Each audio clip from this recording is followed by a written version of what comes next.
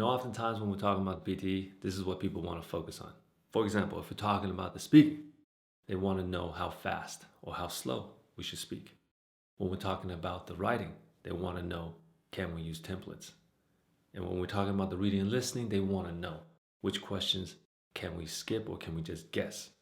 Now, after all that's said and done, this is still an English test. What does that mean?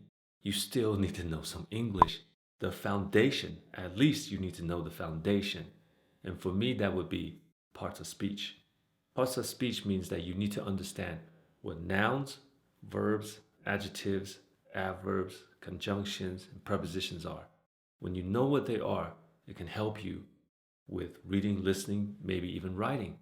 And because you will also know how a sentence is structured, so you wouldn't be just writing garbage, right?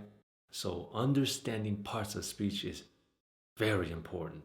And that's what we're going to be focusing on today. And I'm going to use my favorite word in the English dictionary. I don't know if it's actually in the dictionary. I'm going to use my favorite word in the English language to help you better understand what a noun, verb, and adjective is. For adverbs, conjunctions, and prepositions, we'll take care of that another day. This video will primarily focus on nouns, verbs, and adjectives. So what is my favorite word in the English language? Y'all ready for this? I'm sure everybody knows it's the F word. Now, I'm not going to say it in case any children watch this, but I'm going to be teaching you how the F word can be universal. The F word can be anything you want it to be. It can be a noun, a verb, or an adjective. Before we get started, in case you didn't know, my name is Sunny, and this is Sunny English. If this is your first time here, please consider subscribing because I provide real tips and tricks on how to get your PTE score. But not only that, I actually am an English teacher. I do know how to teach English. So y'all ready for this? Let's get into it.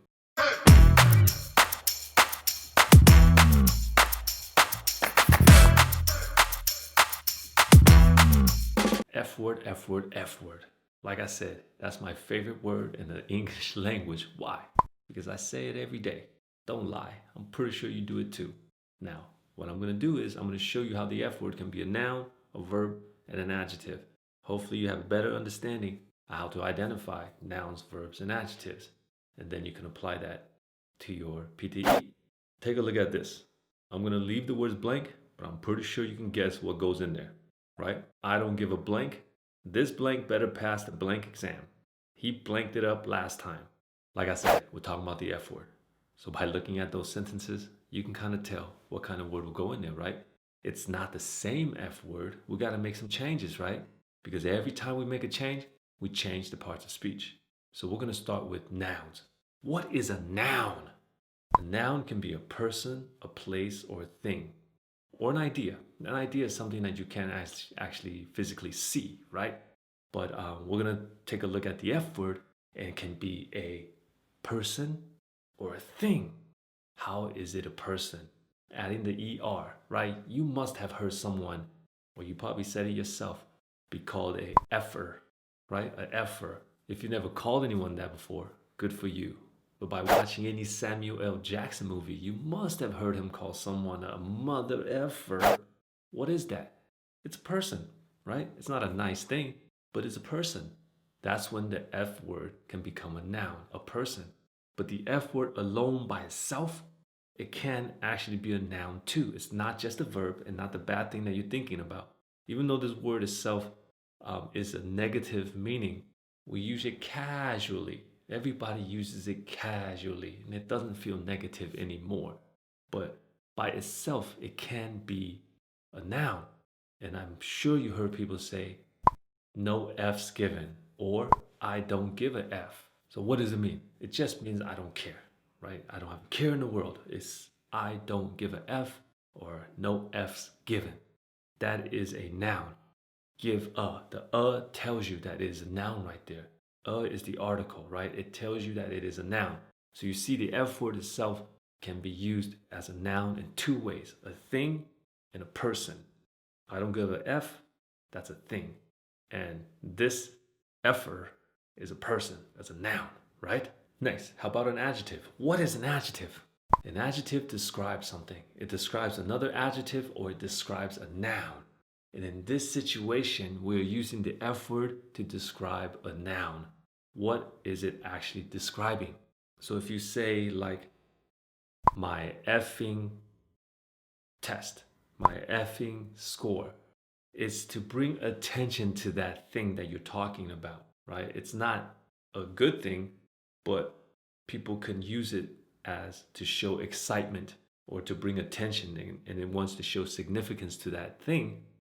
It doesn't always have to have a negative meaning. Even though it's a bad word, it can just be used to bring excitement, right? For example, let's say you got all 90s. Can you say, look at my effing score? That shows excitement, right? It doesn't have to be negative. You can be happy about that 90, 90, 90, 90, right? And you can say, look at my effing score. There is your excitement. That is an adjective. What kind of score is it? It's an effing score. That shows excitement. That's an adjective. And lastly, what about the verb? A verb is to do action. It is something that you do, right? I'm sure a lot of you think the F word just represents that one thing, but it actually doesn't. It could be something else. For example, when you say effed up plus the ed, effed up, what does it mean? It just means you made a mistake. You screwed up or you messed up. And to show severity of it, you say effed up. I effed up on the test. That means you made a big mistake. Everything is messed up. And that is your verb. So adding the ed makes it past tense. If you don't put the ed on it, remember, it is still a verb. The F word by itself can be a verb. So maybe I would say, don't F up on your exam. That is a verb. So as you can see, we used it as a noun, adjective, and a verb. All of the above. All by adding er, ing, or ed. One word, and it can be universal. Let's put those sentences back up. Without me explaining any of the parts of speech rules, you know what's going to go into the blank. And then you can work backwards to identify what parts of speech we're actually looking for. For example, the answer would be, I don't give a F. This effer better pass the effing exam. He effed it up last time. The whole reason why I'm using the F word is because hopefully, if you're not familiar with parts of speech, but you are familiar with the F word, this will help you move backwards. Let me explain. So I'm going to give you a sample sentence. Let's say the blank research helped humans evolve. The blank research helped humans evolve. Now, what F word would you put into that blank? Now, obviously, that's not going to be the answer, but we want to use the F word and move backwards. So which F word would you put into that blank? The blank research helped humans evolve. Would you just put the F word, ed, ing, er? Which one would sound best? Hopefully you said the effing research, right? The effing research. Why did you put the effing research? It sounded good. But then also, what does the effing research make effing? What parts of speech is that? It's an adjective. There you have it, right? We moved backwards based on the English vocabulary that we already know. The effing research. Obviously, effing is not going to be your answer in the reading fill in the blanks, but you found that you're looking for an adjective. I hope that makes sense. There you have it. Now, I know the word itself can be offensive to many people. I'm just joking around. You don't have to use this technique. I'm just trying to make English learning a little bit more entertaining. If you thought the tutorial was helpful, please check out my other tutorials. Once again, my name is Sunny, and this is Sunny English. Please remember to drop a like and subscribe, and I'll see you on the next one. Peace.